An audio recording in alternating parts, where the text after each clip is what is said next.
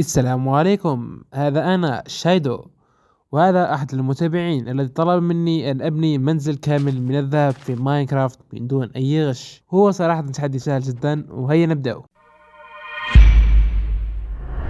زي اي لاعب ماينكرافت عادي، يعني اول حاجه لازم تديرها هي انك تروح تجمع خشب وتبني ادواتك الاساسيه اللي هي سيف من الحجر، بيكاكس من الحجر، اكس من الحجر، كرافتن تيبل وفرن وشويه اكل خفيف على الظريف، ورحله البحث عن كهف حتى نجمع الموارد. ليتس جو.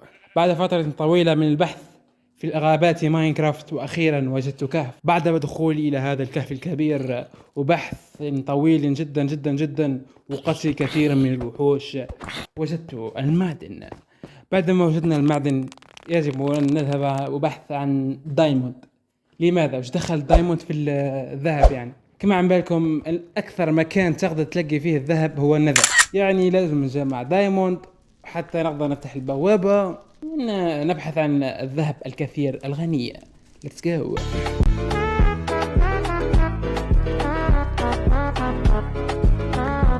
اوف، واخيرا دخلنا الى عالم النذر. خلينا نشوف كش ما نلقاو شويه ذهب حتى نستطيع اكمال التحدي وبناء منزل كامل من الذهب. او ماي جاد، اصبح غنيا. وي عمي حسن، وش اداك البشان؟ وعمي حسن رجع لي البنان.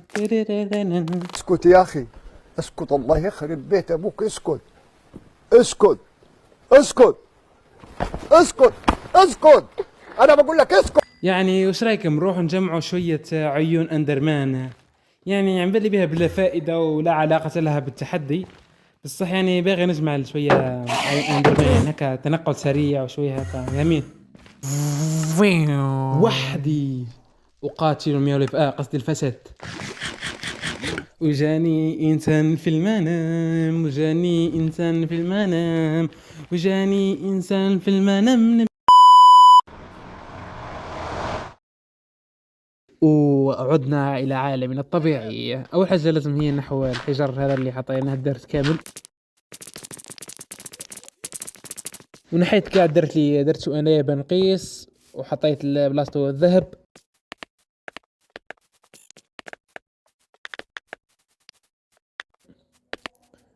وللاسف يعني الذهب ما كفى، فاستعملت شويه زجاج ولونته بلون اصفر وحطيته بلاصه الذهب. يعني الغالب هذا ما عندنا، وشويه تزيينات منهم من هي هكا هكا هكا هكا، وهذه هي النتيجه النهائيه. نمو مكمل التحدي وكامل بلا غش، الا يعني استعملت شويه غش بنصور لقطات سينمائيه بس. وهذه هي تحدياتكم، والسلام عليكم.